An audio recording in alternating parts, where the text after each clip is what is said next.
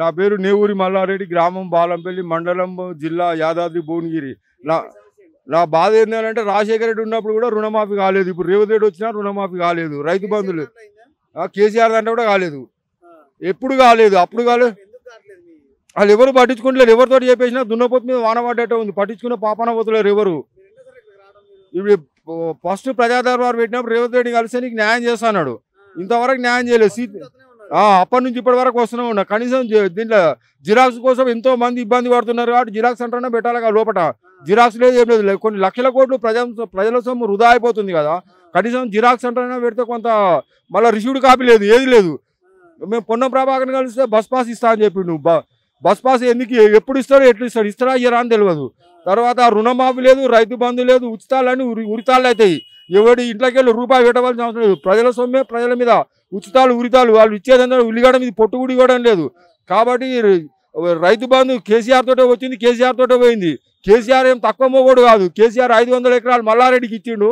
నా పేరు మల్లారెడ్డి, నాకు 5 ఎకరాలు ఆపిండు. నా దగ్గర సాక్ష్యాలు కూడా ఉన్నాయి. రేవంత్ రెడ్డి చెప్తే ఇద్దరు తోడు దొంగలు కూడా, బందిపోటు దొంగ కూడా, గజ దొంగ ఎవడు పట్టించుకునే పరిస్థితి లేరు. మా భూమిలో కొట్టాడారు పంచాయతీలు. ప్రజల వైపే ఉంటూ ప్రజాస్వామ్యం మాది, ప్రజల కోసం ఏదైనా చేస్తామని చెప్పారు రేవంత్ రెడ్డి గారు. మరి ఇప్పుడు చేయట్లేదు అంటారా? అసలు రేవంత్ రెడ్డి నియంత్రిస్తాం నియంతా. రాజశేఖర రెడ్డి రోజు 6 గంటలకు వచ్చేది ప్రజా దర్బార్కు. ఈయన ఫస్ట్ ప్రజా దర్బార్ పెట్టినప్పుడు వచ్చి ఇంతవరకు ఆయన ముఖం ఎట్లుందో తెలియదు ఎవరికి జనాలకు.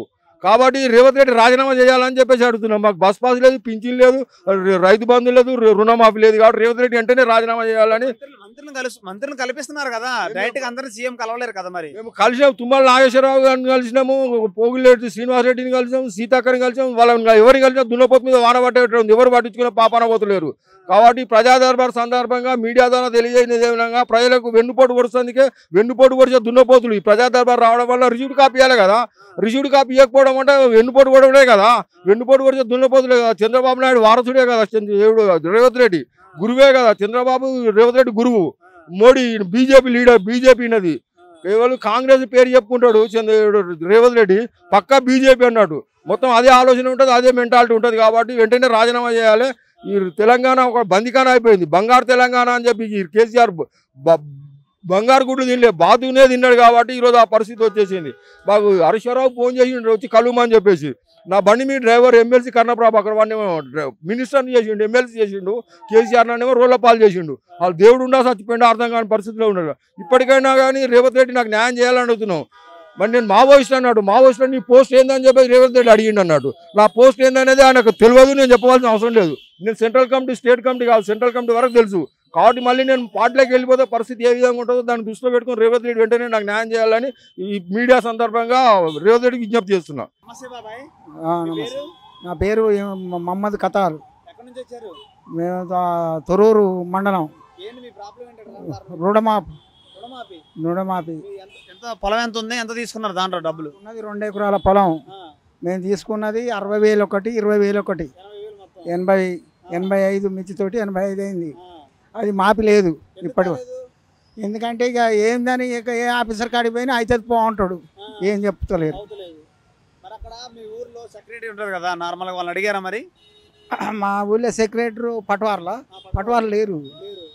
ఇప్పుడు పటవార్లు అసలే లేరు, ఎక్కడ లేరు, ఏ ఊళ్ళో లేరు. వాళ్ళు ఉంటే వాళ్ళని అడిగితే ఈయన ఎడ్యుకేషన్ ఆఫీసర్ ఉంటాడు, వాడు తబాదులు అయిపోయిండు. ఇంకొక ఆయన వేయలే అక్కడికి. డబ్బులు ఎప్పుడు తీసుకున్నావు, ఏ సంవత్సరంలో తీసుకున్నావు మరి? రేవంత్ రెడ్డి గెలవం ఇక 3 నెలలకు 4 నెలలకు గెలుతాడనంగా. నమస్తే అమ్మా, మీ పేరు? నా పేరు అండాలు. నేను కంటోన్మెంట్ ఏరియా నుంచి వచ్చిన, మట్టిపోటు నుంచి వచ్చిన. మీ సమస్య ఏంటి కారణం ప్రజావానికి? నాకు అందరికీ 0 బిల్లులు వస్తున్నాయి అంటారు. నాకు కరెంట్ బిల్లులు 0 బిల్లులు వస్తున్నాయి అంటే నాకు 0 బిల్లులు వస్తలేదని ఇక్కడ వచ్చాను. నేను ఏమో రాలేదు. ప్రతి నెల కరెంట్ బిల్లు ఎక్కువనే వస్తుంది కానీ ఉన్నదానికన్నా తక్కువ వస్తలేదు. మా ఇంట పెట్టిన వాటికి చేసాము కానీ కరెంట్ బిల్లు 0 బిల్లు రావడం లేదు. ఇల్లు లేదు, నాకు డబల్ బెడ్రూమ్ కావాలని.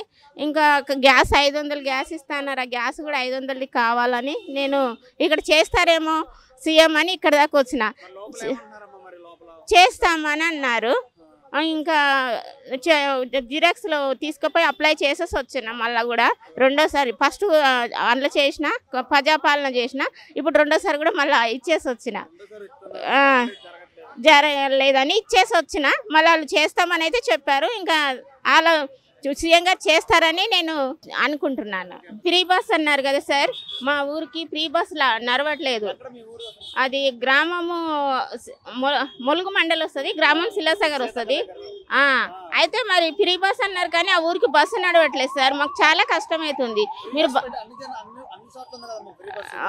మరి అక్కడ ఊరి వరకు వస్తుంది, ఒంటి మామిడి వరకు వచ్చేస్తుంది కానీ అక్కడ నుంచి మళ్ళీ లోపలికి రావడం లేదు. లోపల ఒక 4 కిలోమీటర్ ఉంటుంది, అక్కడ బస్సు రావడం లేదు. మరి మాకు కరోనా వరకు వచ్చాయి, కరోనా నుంచి బంద్ అయిపోయినాయి. అంతకుముందుకు 2 బస్సులు వచ్చేటివి. మరి బస్సులు రాక చాలా కష్టమవుతుంది. అక్కడ మరి కాళ్ళు లేని వాళ్ళు ఉన్నారు, వాళ్ళకు ఆటోలకు 100-200 తీసుకుంటారు ఒంటి మామిడి రావాలంటే.